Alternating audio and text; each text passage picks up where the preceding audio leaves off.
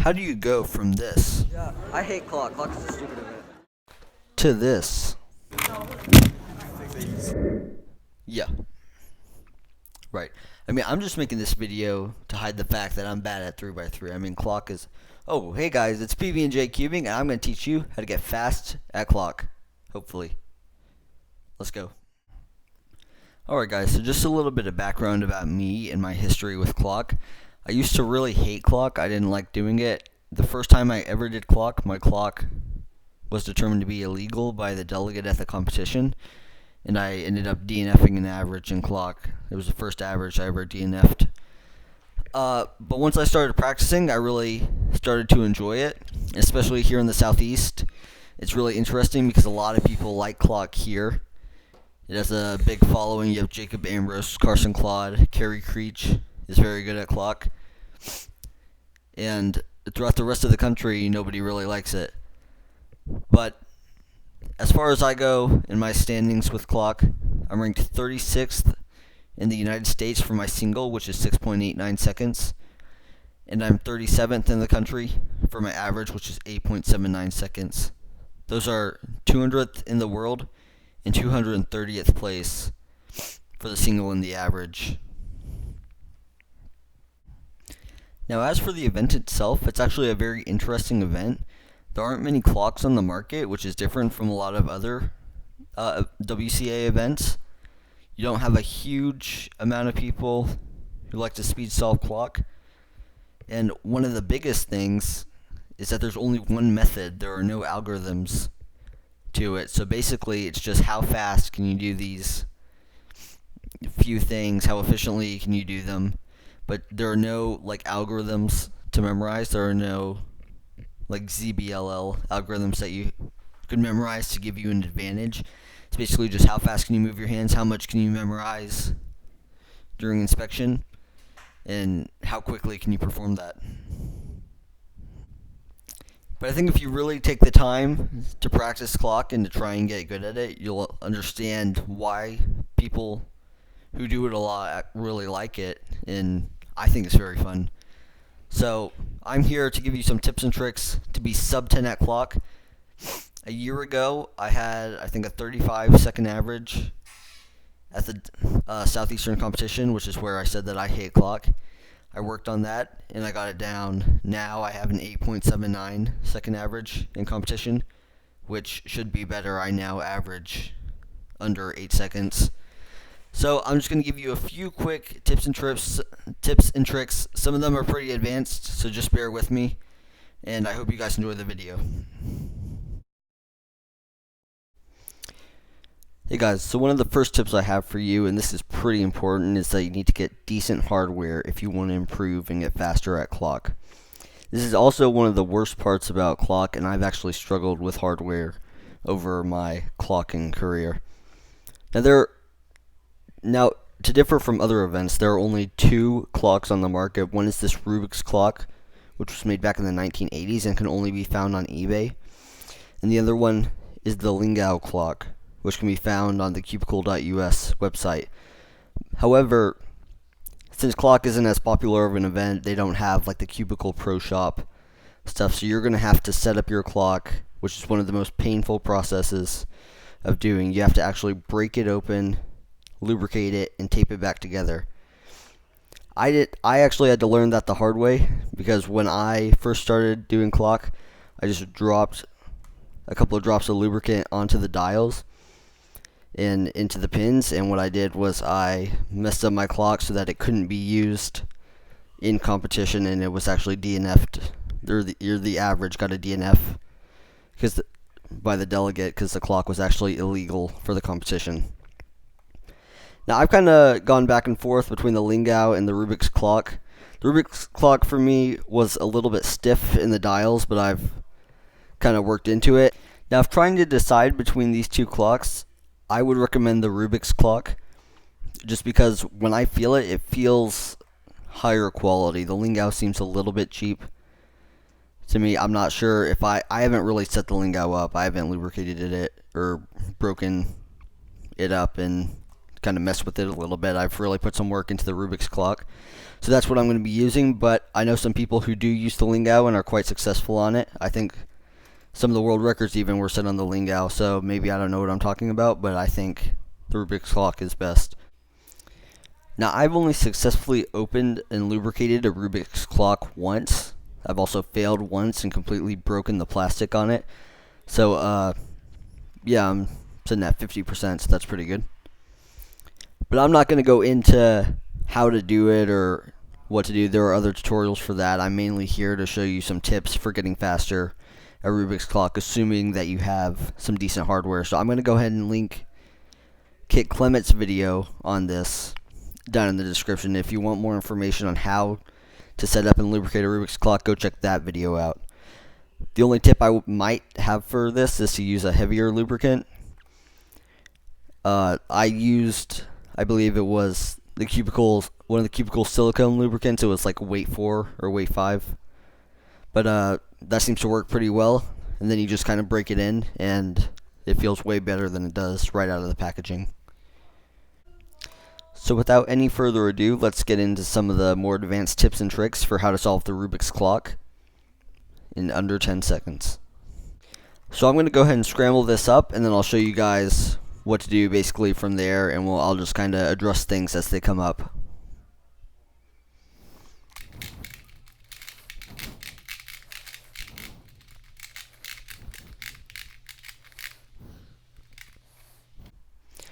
Alright, so now that this is scrambled, the first step that we're going to do in our inspection, basically when we're competing, is we have to decide which side of the clock we want to start on. That's the first thing that I always do.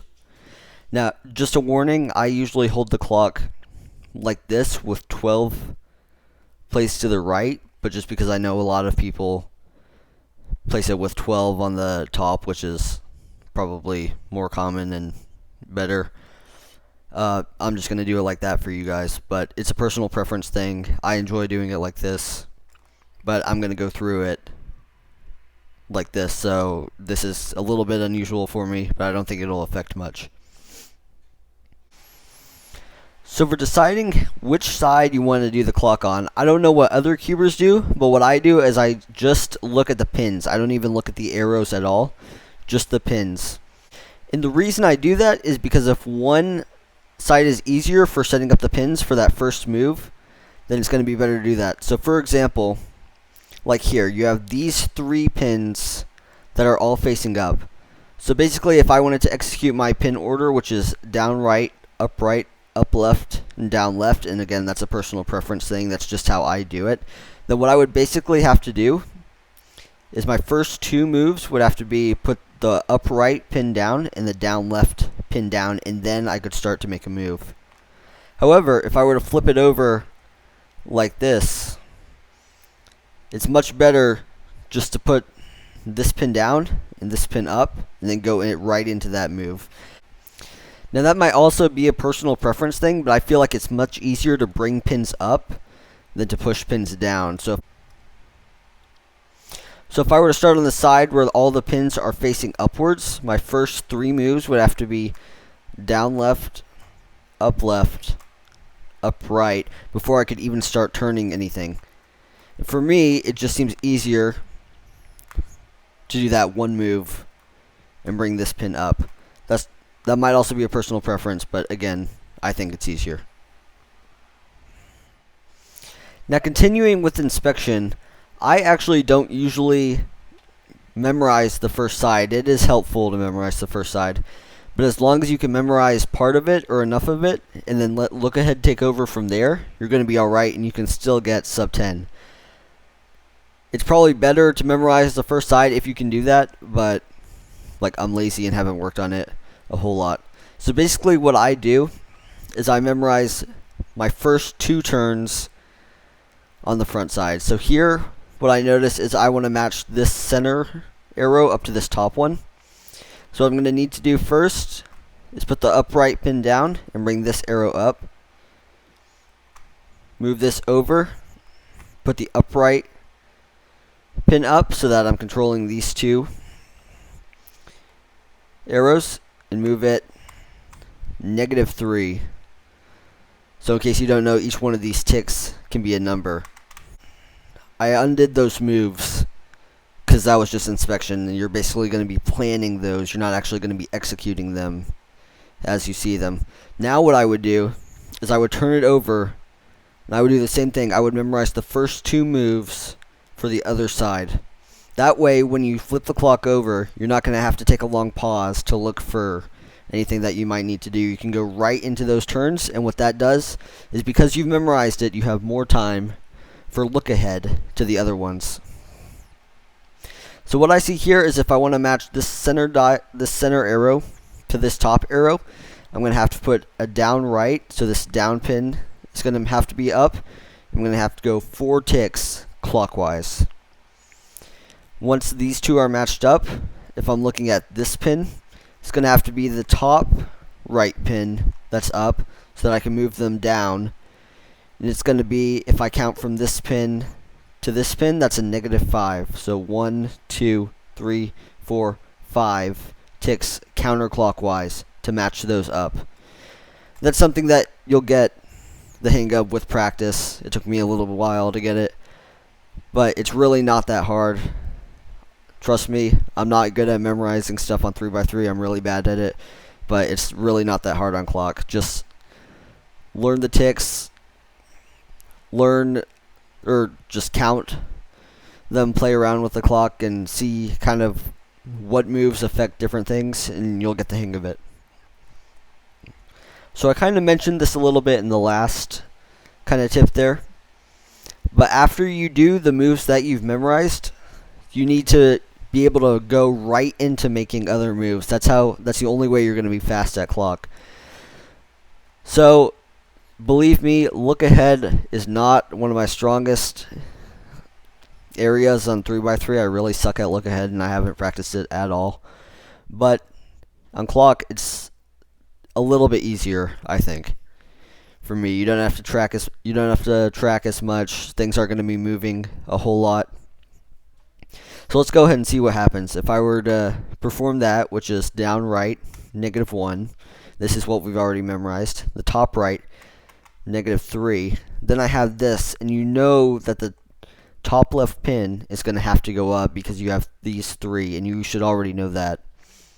So you put that one up, then you look just at this one, and you say, okay, I've got to match these 3 arrows to this bottom center one. So what I'm going to do is it's just a 4, top left dial, bring them up 4. And now you have to put these left 2 up to move all 4 of these. It's going to be a 1 to match it to the right arrow. Put all of them up and bring it -1 to 12. Now on the other side, we've already memorized these moves. We know it's going to be a down right, 4 clockwise, then a top right, -5. So now these 3 are solved. So I'm going to go.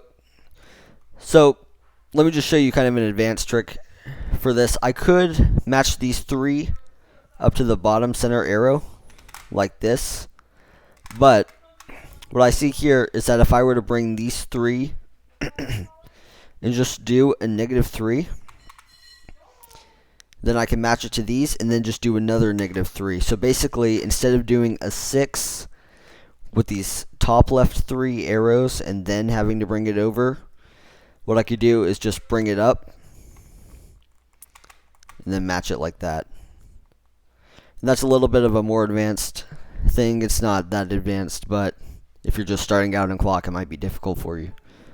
So now we get to start matching the corners here, and this is where look ahead is actually really important, because when you start to do these, you really don't want to have a lot of pauses when you're looking for these. So you just go around doing them, send it up to 12, looking ahead the entire time. Alright, my third tip for this would basically be to get comfortable with the moves on the clock. A lot of times when I'll see people matching it up, when people are matching arrows up, I'll see them do something like this. where they make ticks very slowly because they're afraid of overshooting, just like that, just like I did. But when you're doing clock for speed, you actually have to make these moves very fast and move these arrows multiple ticks in one turn. So that does come a lot with practice. You just need to practice a lot and you'll get the hang of it. But another thing that you could do is maybe send it around like this and say, okay, I need to bring a negative, or I need to do an upright to the spin up, -5. Then just try doing a -5. Whoops, see, I overshot there. But you'll get more comfortable with moving I don't know how else to say it, a lot of ticks that way. So moving 6 ticks or moving 3 ticks without having to like basically go through each one individually. And the last, and this is probably the most important tip I have, is you just need to practice. The hardest part with clock is just getting used to some of the moves and getting comfortable with it, because it's so much different from the cube puzzles. It's like starting out with Scube and trying to do it very quickly. Like, the moves are so different from a 3x3 or a 2x2 that it's kind of tough at the start, but you just have to keep practicing. And clock is also a weird event in that it doesn't require any algorithms. There's one method, so there are no like alg sets that you have to memorize. There's no like high level practice that you can put in to get faster. There are no real drills. You can't drill algorithms or anything. You basically just have to practice until you get comfortable with it. I never really put in a whole lot of work towards memorizing specific skills. I just practiced a whole lot. I tried to make the national qualification time. I missed it by a lot. But I came back a month after nationals and got, I think it was a 13-second average in competition. So, which is almost qualifying time for the Nationals 2019. I've already qualified for Nationals 2019. I have an 8-second average now. But the most important thing that I can tell you with clock is just to practice. It's just very important for getting fast at clock. Alright, hey guys, thanks for watching. I know that wasn't incredibly in-depth on how to get fast at clock, but there's really not a whole lot to say, because clock is just an event where you have to practice and get comfortable with it, and that's really all there is to it. It's much different from other events. But those were some of my tips for how to get faster. If you guys need any more help, I'd be glad to help with clock if anything was confusing to you. I know I kind of assumed that you had some knowledge and you knew basically a lot about how to solve clock, and just that you weren't quite there at some of the more advanced levels. But if you still need any help, just leave a comment and I'd be glad to help you. Thanks for watching, guys. This is PB&J Cubing, signing off. Alright, hey guys, I know this has been a long video, but I just wanted to come in and say a few things. First of all, that footage there was filmed months ago, and I'm just filming on the day this is going to be released now.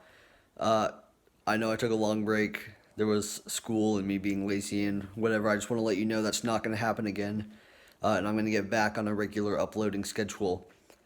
So look forward to some videos coming in the future. I have a video I'm working on right now, which is predictions and a preview of Worlds 2019. That will be out before Worlds, and I'm also going to do something similar for USA Nationals 2019. Thank you guys for 900 views and over 60 comments on my Cubing USA Nationals location prediction. I was right on the second. Yes, it was Baltimore, so I was close. But thank you guys so much. That break I took, I just want to let you know it's not going to happen again. I apologize. But thanks so much for watching.